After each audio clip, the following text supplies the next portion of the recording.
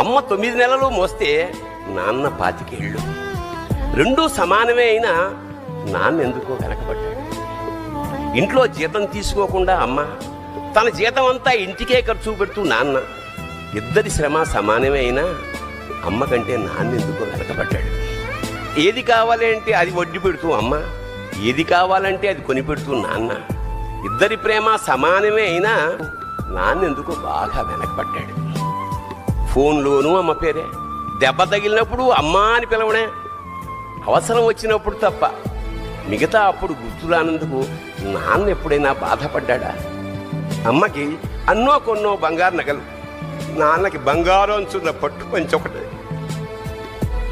నాన్న ఇలా వెనకబడిపోవడానికి కారణం ఆయన మా అందరికీ వెన్నెముక కావడమే.